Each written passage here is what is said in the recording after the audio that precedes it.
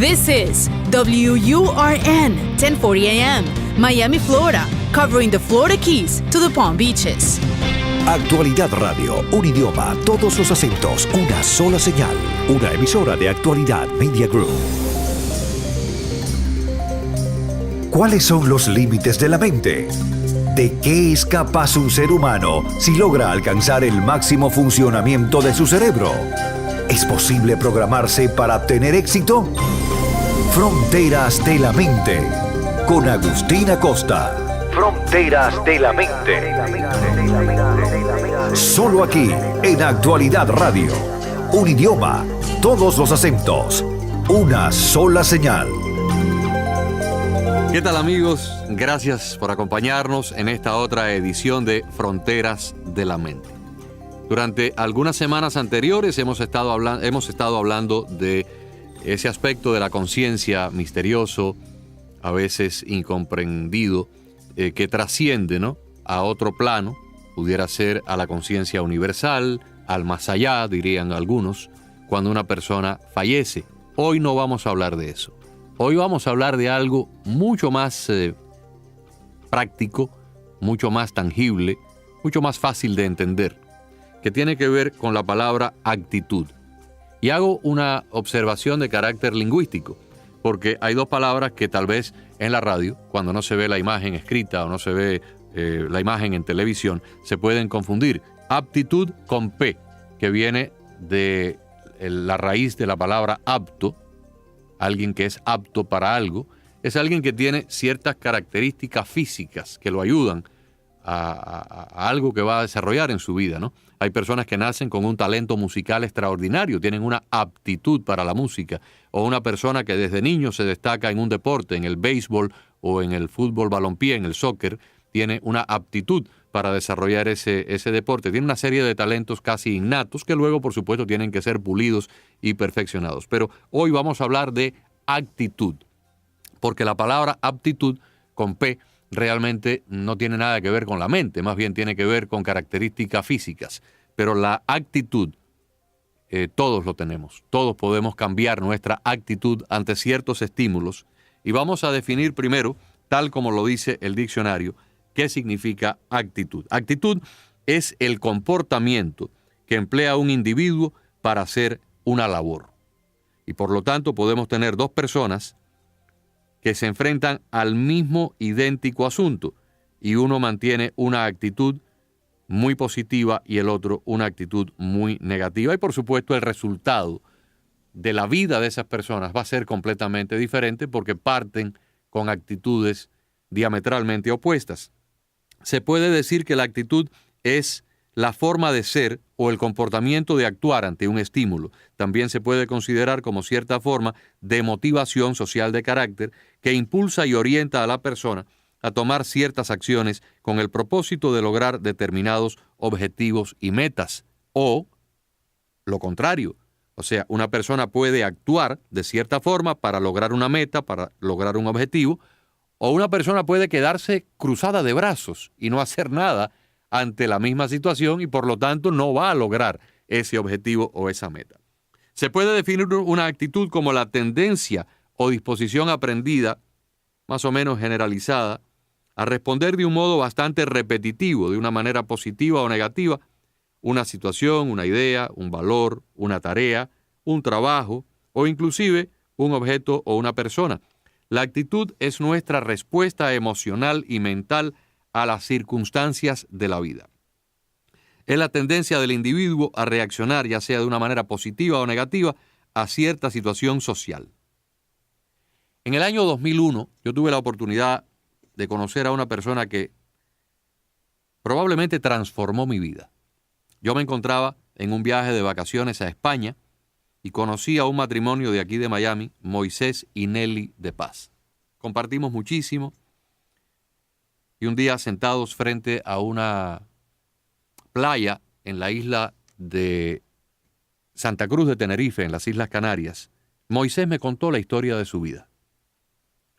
Moisés llegó a Miami con su esposa, con sus hijas, procedente de España, donde había estado exiliado por varios meses después de salir de Cuba, y llegó aquí completamente en la ruina. No tenía nada, no había traído absolutamente ningún recurso, ningún capital. En España sobrevivió para mantener a su familia y luego llegó aquí a Miami. Y cuando llegó, un grupo de amigos lo fueron a recibir, lo fueron a visitar, le dijeron: Moisés, te vamos a conseguir un trabajo en una fábrica, en una factoría, como decían en esa época. Y él le dijo: no, gracias, pero yo no voy a trabajar para nadie, yo voy a trabajar para mí. Moisés, tú estás loco.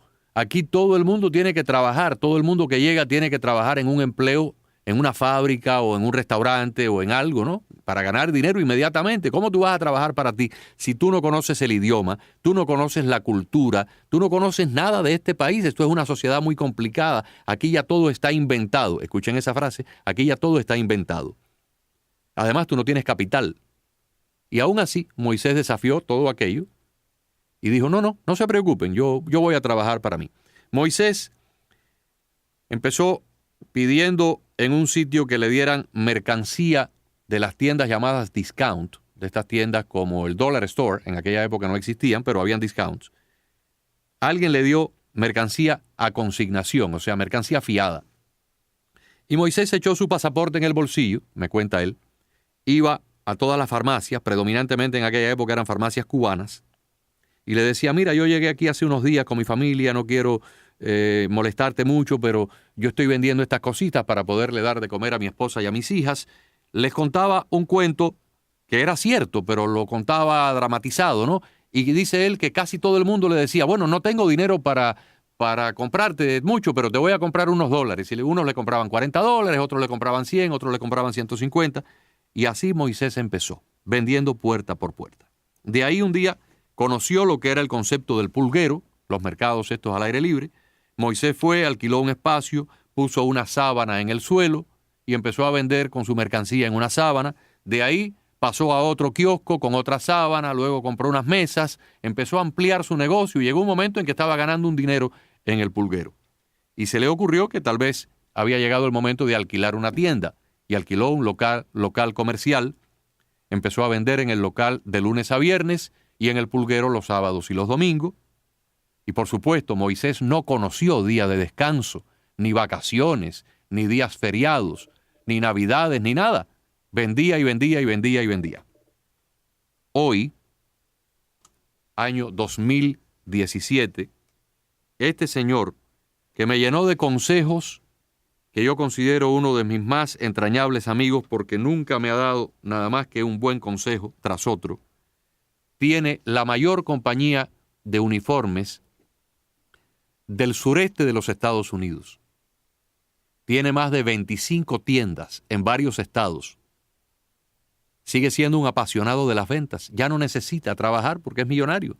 Y va todos los días a su trabajo tan temprano como el primer empleado y es el último en irse. Sus hijas se incorporaron al negocio y cada una de ellas opera parte de la compañía. Y los esposos de las 3 hijas también se incorporaron y operan parte de la compañía. Es una compañía familiar que vende millones de dólares en uniformes a la policía, a las aduanas, a los departamentos de la seguridad aeroportuaria, a compañías de aviación como American Airlines, a las escuelas. Pero lo que sí nadie puede comprar ni vender es la actitud de Moisés. Es una actitud inquebrantable, es una actitud hoy tan positiva, tan energética, tan hermosa como lo fue aquel día que no tenía un peso en el bolsillo y salió a vender bisutería y mercancía puerta por puerta. Porque ha quedado demostrado, amigos, que a lo largo de la historia la diferencia entre una persona triunfadora y una que fracasa continuamente radica en las elecciones que cada uno hacemos ante las oportunidades o situaciones de la vida. La actitud de una persona muestra hacia la vida es el factor determinante si acabará siendo un triunfador o no. Casi siempre triunfamos cuando amamos el trabajo que hacemos y nos comprometemos más allá de lo requerido en las labores cotidianas. Sin embargo, fracasamos cuando hacemos todo lo contrario o cuando hacemos todo de mala gana. Los que hemos dirigido empresas o los que hemos tenido empleados que siempre están dispuestos a cualquier cosa, aunque sean cosas que ellos nunca han hecho. Y tenemos otros que, aunque las sepan hacer, siempre están echando para atrás como el cangrejo. Y sacarles un esfuerzo extraordinario o adicional es casi imposible. Triunfamos cuando aprendemos de nuestros errores y tomamos un curso de acción para corregirlos. Por otra parte, fracasamos cuando pretendemos echar la culpa de todo a los demás y solo buscamos excusas para justificar nuestras acciones. El triunfador no tiene miedo de abandonar su comodidad y emprender retos difíciles. Cuando no sabe algo, estudia, se prepara, averigua, pregunta para resolver los obstáculos. Sin embargo, el que fracasa habitualmente siempre prefiere quedarse dentro de su zona de comodidad y se conforma con lo que tiene. Y por eso les digo que Moisés impactó mucho en mi vida, porque cuando él me hizo esta historia, luego me dijo, ¿y tú qué estás haciendo para tu futuro? ¿Tú qué estás haciendo para tu familia, para capitalizar? Y yo estaba en mi zona de comodidad. Tenía un buen programa de radio en ese momento, ganaba un sueldo que me permitía viajar, me permitía más o menos llevar una vida adecuada. Moisés me enseñó cómo salir, cómo romper ese paradigma de mi zona de comodidad y avanzar en nuevos proyectos. Y cuando yo regresé de ese viaje, lancé un programa privado de televisión, o sea, un programa no de un canal, sino un programa donde yo compraba tiempo en un canal, buscaba la publicidad, tenía como 5 o 6 empleados y empecé a ganar dinero como empresario. Y de ahí en adelante, este hombre sin duda transformó mi vida. Los triunfadores buscan cómo superar las discrepancias y se enfocan en las cosas que los acercan al éxito sin darle importancia a lo demás. El perdedor dramatiza los hechos, acentúa los conflictos por doquier y siembra desaliento y negatividad en su propia vida. En 1801, ya los problemas auditivos afectaban a Ludwig van Beethoven, que con solo 31 años de edad, pues era un gran músico, pero al mismo tiempo muy sordo. Entonces escribió un testamento y ahí expresó su desesperación y disgusto ante la injusticia de que un músico de su talento pudiera quedarse completamente sordo. Un drama que no podía concebir ni soportar. Sin embargo, se superó y en 1824 Beethoven termina su preciosa Novena Sinfonía, que es una obra genial de alguien que no se resignó a ser perdedor. Beethoven es un vivo ejemplo del tesón y la pasión que dominan las barreras de cómo todo depende de la actitud. Yo vi recientemente a una niña que le faltaban los 2 brazos a nivel de los hombros y pintaba unos cuadros preciosos empuñando el pincel con los dedos del pie. Y he visto también un video que me lo han enseñado hace menos de 2 o 3 semanas de otro jovencito que toca el piano con los dedos de los pies porque le faltan las manos. Recientemente, yo estaba en un restaurante, llegó una señora que había ordenado por teléfono una paella y la persona que la atendió por teléfono le dijo que la paella costaba $45. Cuando la señora llegó a recogerla, la muchacha del mostrador le dijo que eran 50. Y por esa simple discrepancia de $5, que a lo mejor no se trataba ni siquiera de una mala fe o de un engaño, simplemente una discrepancia de comunicación. Aquella mujer plantó un show, plantó un escándalo allí delante de todo el mundo. Amenazó con tirar la paella al suelo, con irse sin pagar por $5. La diferencia era de 45 a 50. ¿Qué hizo la dueña cuando le avisaron? Lo correcto, lo que haría cualquier persona con 2 dedos de frente. Vino y le dijo, señora, no se preocupe, probablemente hubo un error, llévese la paella, llévesela y pague 45, pero si se siente tan indignada, no pague nada, llévesela. Y ahí está la diferencia entre un triunfador y un perdedor. Todos huimos del fracaso y al fin y al cabo, fallar no es algo positivo. El fracaso implica no haber logrado lo que se quiere y como lo define la Real Academia, ¿no? En el diccionario, es un suceso lastimoso, funesto, negativo, inevitable. Pero sin embargo, amigos, no hay logros que no vayan acompañados de algún fracaso. En algunos casos, hasta decenas de fracasos. Saber aprovechar nuestros fallos es la clave para el triunfo. Desafortunadamente, mucha gente no sabe cómo superar una situación adversa.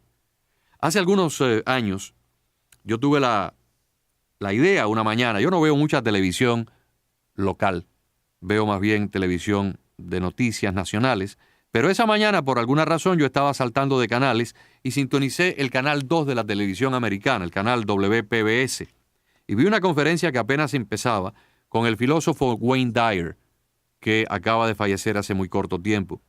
Me causó una tremenda y buena impresión y de ahí me convertí en un admirador y en un seguidor de este señor. Escuché sus conferencias, compré sus libros, leí todo lo que él había escrito. Wayne Dyer contó en esa anécdota, en esa conferencia, que cuando él publicó su primer libro, tuvo un episodio en el aeropuerto de Orlando que es digno de que yo se los cuente a ustedes. Los que hemos escrito libros, y yo he escrito 3 de ellos, sabemos que cuando uno escribe un libro, pues quiere vender muchas copias, ¿no? Para por lo menos pagar el costo de la impresión. Yo recuerdo cuando yo escribí mi segundo libro, iba frecuentemente invitado a Puerto Rico a dar conferencias sobre el tema. Y yo no llevaba ropa, yo llevaba prácticamente lo que tenía puesto. Y me llevaba todo el equipaje lleno de libros porque allá los vendía. Entonces con la venta de los libros podía pagar el viaje, podía pagar el hotel, las comidas y el hospedaje. Me imagino que a Dyer le pasó lo mismo. Dyer se iba desde la ciudad de Orlando para la ciudad de Filadelfia, en Pensilvania, con 2 maletas repletas de libros y un bulto de mano lleno de libros. Cuando llega al aeropuerto hay una tormenta, cancelan el vuelo y Dyer se queda perplejo. Pero cuando ya estaba preparándose para regresar a su casa, se oye por los parlantes, por las bocinas del techo del aeropuerto, un anuncio que decía: en la aerolínea tal y tal, amigos pasajeros, todavía hay algunos asientos disponibles en otro avión que está a punto de despegar para Filadelfia. Cuenta Dyer que se formó inmediatamente una estampida de los pasajeros que iban en el avión de él, cuyo vuelo había sido cancelado. Todo el mundo salió corriendo para el otro mostrador y él, que llevaba aquellas maletas tan descomunales, fue el último en llegar. Cuando llegó allí había una larga fila de personas y él se colocó al final de la fila. Y así la fila se fue agotando. Algunas personas llevaban bultos muy grandes que no los dejaron viajar porque ya el avión estaba facturado. Solamente podían viajar los que llevaran bultos de mano. Él se quedó en la fila de todas maneras, por si acaso, hasta que le llegó el turno a la persona que estaba delante de él, una señora, delante de él, y él era el último. Cuando la señora fue atendida por la muchacha del mostrador, sin mediar palabra, la señora empezó a destilar veneno. Esto es una basura, este viaje es un desastre, ustedes cada día se ponen peor, este aeropuerto es un desastre. La muchacha, que está tratando de hacer lo mejor posible, le dice: señora, yo no tengo nada que ver con eso. Usted viene de otra aerolínea cuyo vuelo fue cancelado. Aquí lo que le estamos tratando de hacer un favor. Favor ni nada. No estoy para ahora para un responso de ese tipo suyo. Yo quiero hablar aquí con un supervisor. ¿Cómo es posible que a los viajeros nos traten tan mal? La muchacha se empezó a incomodar. La señora no paraba de destilar aquella verborrea de veneno con alguien que no tenía nada que ver con el problema. Y la muchacha llegó a un punto en que se asomó por arriba del mostrador y le dijo: ¿con qué usted viaja? ¿Cómo que con qué yo viajo? Con esta maleta. Y le dijo: usted no me escuchó decir varias veces que solamente personas con equipaje de mano podrán abordar el avión. Usted no tiene un equipaje de mano, tiene una maleta muy grande y por lo tanto retírese de la fila. No, yo no me retiro de la fila. Tuvieron que llamar a la policía y finalmente la policía convenció a la dama de que no podía viajar, que se retirara. El señor Dyer era el último y llevaba 2 maletas del tamaño de un elefante cada una. ¿Qué hizo? Sacó del bulto de mano un libro, sacó su lapicero de la solapa. En este momento, la muchacha, que había comenzado a trabajar de una manera muy correcta, ya estaba del color de un tomate de ensalada, roja, histérica por la situación y los insultos de la dama anterior, y Dyer le vio en la solapa de su uniforme su nombre y le dijo: señorita fulana de tal, primeramente yo no voy a viajar porque yo tengo 2 maletas muy grandes, ya entendí perfectamente que no se pueden llevar, pero me quise quedar en la fila para darle primero una disculpa, una satisfacción a una persona como usted que está tratando de hacer el bien, que está tratando de atendernos y resolvernos a todos nosotros, y ha sido maltratada, ha sido humillada, ha sido agredida verbalmente por esta señora que se ha mostrado muy injusta y muy intolerante hacia usted. Y yo que simplemente me quedé aquí para decirle que todos agradecemos a usted y a sus compañeros por el trabajo que están haciendo. Y mire, yo escribí un libro que creo que le viene muy bien a este tipo de situaciones. Se lo voy a autografiar aquí con mis mejores deseos para la señorita fulana de tal. Y le entrega el libro. Dice él que en ese momento la mujer se transformó. La ira, la incomodidad, el enojo desaparecieron instantáneamente. y una sonrisa apareció en la cara de la muchacha. Y le dijo, Señor, en los tantos años que llevo trabajando aquí con el público, esta es la primera vez que alguien me regala algo. Dyer le dice, bueno, pues yo estoy seguro que el libro va a ser de su agrado porque a lo mejor la ayuda un poco, usted es una mujer joven, la ayuda un poco en el desenvolvimiento. Es un libro de motivación personal. Pase muy buenas tardes. Dyer gira para retirarse del mostrador, llevaba su bolso de mano colgando del hombro y con una mano agarró la maleta derecha, con la otra la maleta izquierda para retirarse. Y cuando se estaba moviendo, la muchacha le dijo, psst, psst, señor, venga acá. ¿Por qué usted dijo que no quería viajar? Dice, no es que yo no quiera viajar, es que no puedo viajar. Mire estos 2 bultos que yo llevo. La muchacha se asoma por encima del mostrador, ve las 2 maletas y le dice, quédese tranquilo un momento aquí, no se retire.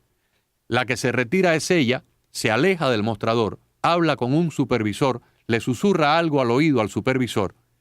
El supervisor viene, el supervisor mira las maletas.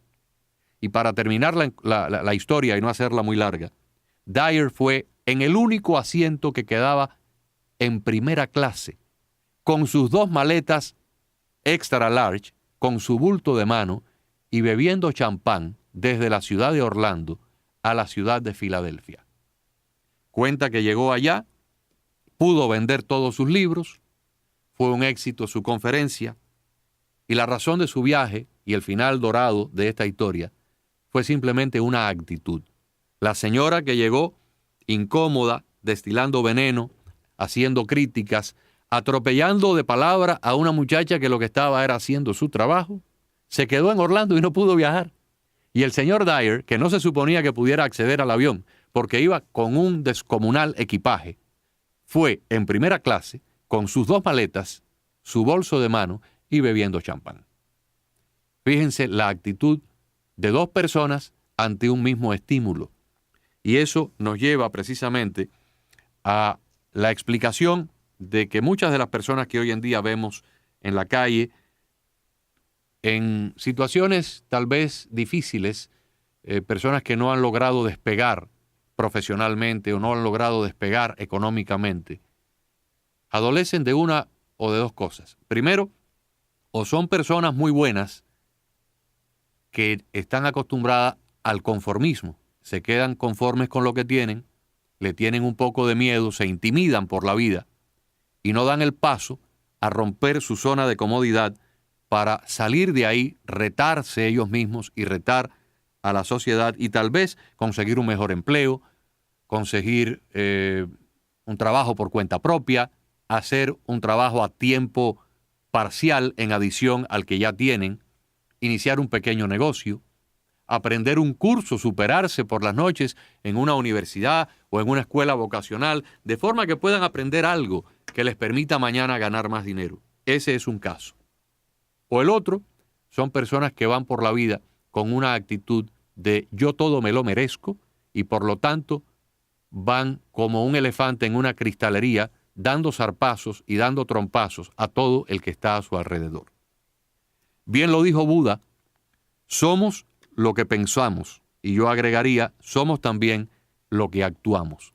Si usted es una persona tímida que se conforma, yo lo reto a que se supere, yo lo reto a que salga de esa zona donde se encuentra hoy en día, porque hay muchas oportunidades. Acuérdense que al principio del programa a Moisés alguien le dijo, ya aquí todo está inventado. Eso fue en 1980. Pero de ahí para acá, se han inventado las computadoras personales, la Internet, el Facebook, el Twitter, y hay un montón de cosas que todavía están por inventarse. Además, dentro de las cosas que ya se han inventado, hay muchas oportunidades que usted puede hacer. Tal vez necesita pasar un curso vocacional, aprender algo, asociarse con alguien, buscarse un mentor, de eso hablaremos en otro programa. Pero no se me quede conforme en esa zona de comodidad, en esa zona donde usted mismo es el que ha limitado su área de acción. A veces nuestras mayores barreras y nuestras mayores limitantes no vienen de los demás, vienen de nosotros mismos, vienen de nuestra mente, vienen de nuestro pensamiento. Y si usted es de esas personas que no se ha limitado pero está limitado por su propio carácter, por su propia actitud, cámbiela. Recuerde que hay una ley, más que una ley, es un principio universal, que es el principio de la atracción. Atraemos lo que proyectamos. Si usted proyecta incomodidad en un lugar público, las personas de ahí lo van a responder hacia usted incómodamente. Si usted proyecta agresividad, van a responder en forma agresiva hacia usted. Si usted proyecta un comportamiento inadecuado, socialmente inadecuado, sea en el centro laboral o con sus vecinos o en un lugar donde usted tal vez está comprando o está visitando, no espere que a cambio de un desplante le van a tirar pétalos de rosa. Probablemente le van a reciprocar con la misma energía negativa. Entonces, si usted realmente está teniendo este tipo de conflictos, haga un análisis introspectivo, analice su propio comportamiento, párese delante del espejo y si en el espejo todavía no encuentra la respuesta, pregúntele, pídale a las personas a su alrededor, a sus compañeros, a sus amigos, a sus vecinos, que sean sinceros y que le digan cómo es que usted se comporta socialmente. Tal vez un simple cambio, una simple modificación en su patrón de comportamiento, un poco más de tolerancia, un poco más de paciencia, un poco más de empatía con los demás, un poco más de comprensión de cómo los demás están afectados por las mismas cosas que usted, lo haría tal vez comportarse de una manera menos agresiva, de una manera más adecuada, y comenzaría a ver en reciprocidad un cambio a su alrededor. Los dejo con esa inquietud. Y en cuanto a los fracasos, si usted ha emprendido alguna empresa y ha fracasado, no se amilane, vuelva a intentarlo. Recuerde que cuando miramos al techo y vemos el bombillo eléctrico, a Thomas Edison le costó 300 veces haber fracasado antes de lograr el primer bombillo exitoso. Si el señor hubiera fracasado después de 200 o 250 o 290 episodios de fracaso, estaríamos alumbrándonos con velas en este momento porque nunca se hubiera podido encontrar la manera de encender una habitación a través de la electricidad. Así que ahí se los dejo, una vivencia que nos dice que aquellos que hemos emprendido algún tipo de cosas, hemos pasado muchas penurias, hemos tenido muchos fracasos, pero solamente se triunfa cuando usted se logra sobreponer, cuando logra rodearse y adoptar una actitud de entereza, de tesón, de amor a lo que está haciendo, cuando no se deja intimidar, cuando sale de la zona de comodidad, con la zona de confort, cuando ve que ya todos los demás pasajeros no pudieron abordar el avión y usted tampoco porque lleva 2 maletas descomunales y sin embargo se busca la artimaña, utiliza su creatividad, su imaginación para convencer a la persona que tiene la clave en la mano de que usted necesita ir en ese avión con 2 maletas descomunalmente pesadas, como lo hizo Wayne Dyer. Esa es la diferencia. Les agradezco este programa, ojalá que lo disfruten. La semana que viene los espero nuevamente en otra edición de Fronteras de la Mente. Les habló Agustín Acosta. Fronteras de la Mente, con Agustín Acosta. Fronteras de la Mente.